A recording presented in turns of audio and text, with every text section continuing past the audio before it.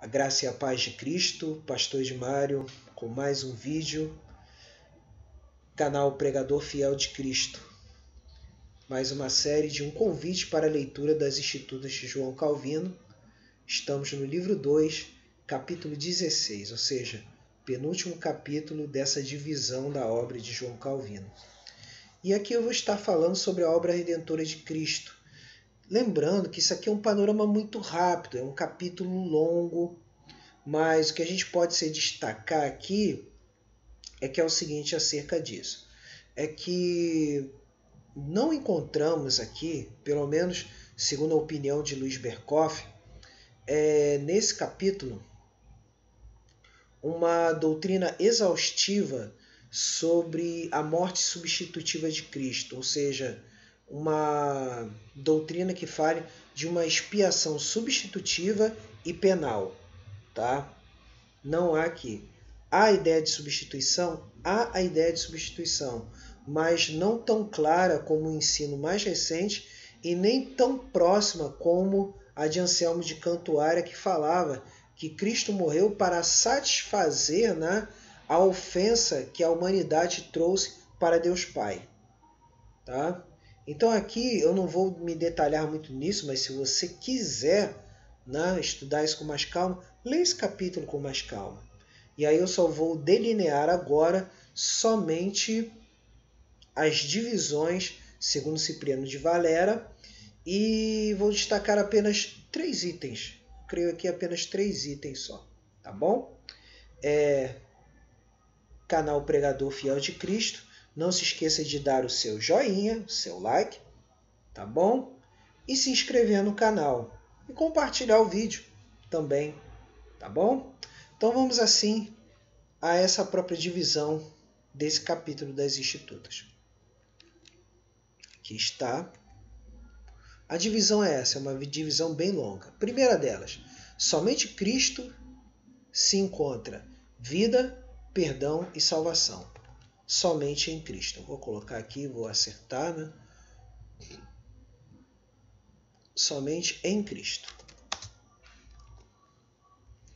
Então aqui, como se conciliou a misericórdia e a justiça de Deus para conosco?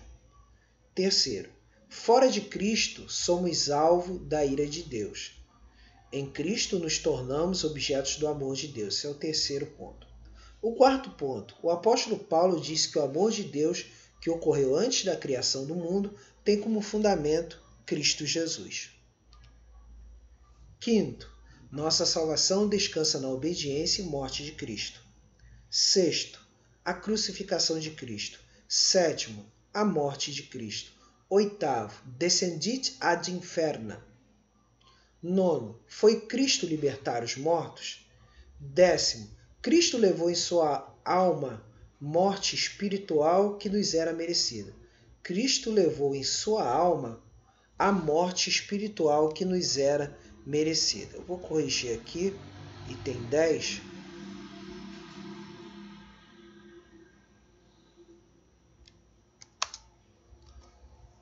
Então aqui, 11. Cristo sofreu em sua alma as dores de nossa maldição. Na 11ª, né?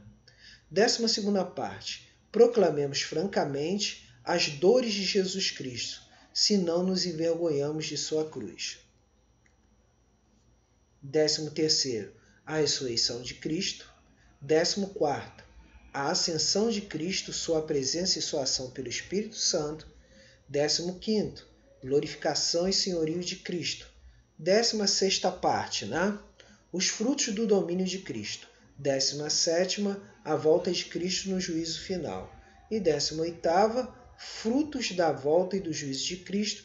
E 19ª, a conclusão. Cristo é nosso único tesouro. Então, de todas essas partes, a gente pode ter, assim, um panorama, né, de toda a obra de Cristo.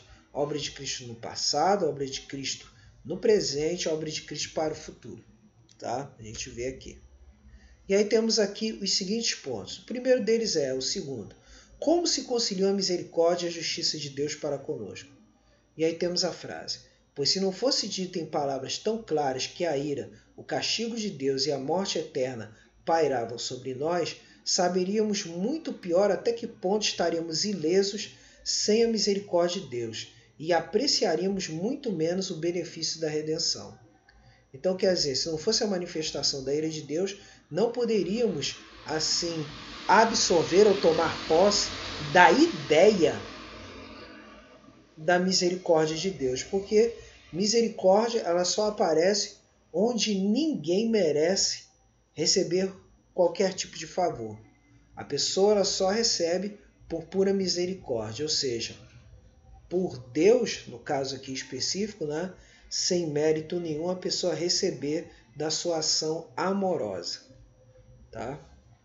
Então aqui a gente pode ver isso. Outro ponto a destacar é o ponto terceiro. Fora de Cristo somos alvo da ira de Deus, em Cristo nos tornamos objeto do amor de Deus.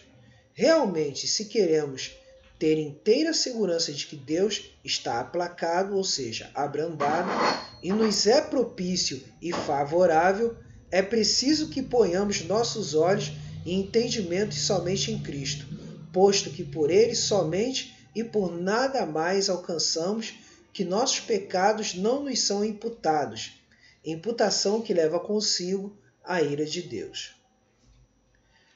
Como todo vídeo caseiro, né, vai ter sempre interferência, no caso aqui, né, no caso aqui de sons de vizinhos e etc. Né? Não é ao vivo, mas também eu não tenho recursos de edição e não sou especialista em edição. Tá? Por isso até que eu consegui agora pelo menos colocar esses slides para a gente focar no ensino aqui. Então, a gente pode ver aqui nessa frase de Calvino que a nossa segurança está totalmente na obra de Cristo, pois só vamos alcançar a misericórdia dos nossos pecados não nos ser imputados a nós mesmos, eles acabam sendo transferidos, o resultado da culpa do nosso pecado, em Cristo Jesus. Tá? Descendite ad inferno. Qual é o significado? Desceu ao inferno. Isso é um dos artigos do Credo Apostólico, né? Que em versões em português, né? Tanto da Igreja Católica quanto de grupos reformados, diz lá, né? Os católicos eles colocam desceu à mansão dos mortos. Eles colocam assim. Agora já em formato protestante, né, desceu ao inferno. Então, o que Calvino vai dizer aqui?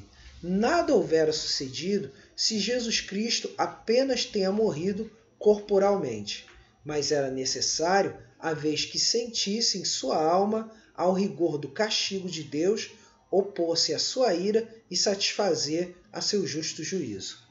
Então, quer dizer, isso aqui significa o seguinte, significa que de fato Jesus Cristo, ao morrer, não foi só apenas a questão de uma morte física, mas que de fato a sua alma passou pela ira de Deus, sua alma passou pelo problema de quê? Pelo problema do castigo das almas desobedientes, das almas que morreram em seus pecados.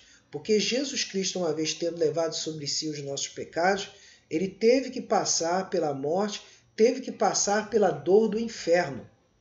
Teve que passar por isso para justamente merecer o quê? Merecer a redenção.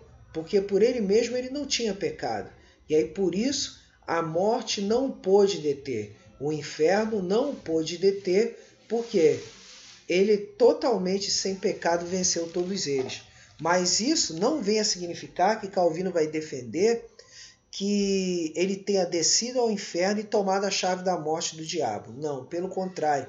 Todo o poder está nas mãos de Deus e não nas mãos do diabo. E muito menos ele foi ao inferno para pregar ou resgatar os santos do Antigo Testamento. Nenhuma coisa nem outra, mas simplesmente o que o texto descendite ad inferna do Credo Apostólico vai significar apenas que ele sofreu sobre si a ira e o justo castigo de Deus. Tá bom? Então, desde já agradeço a todos que estão e verão este vídeo, né? E não se esqueça de dar seu like, se inscrever no canal e compartilhar. Pastor Edmar aqui falando mais uma vez. Que Deus vos abençoe grandemente e poderosamente. Amém.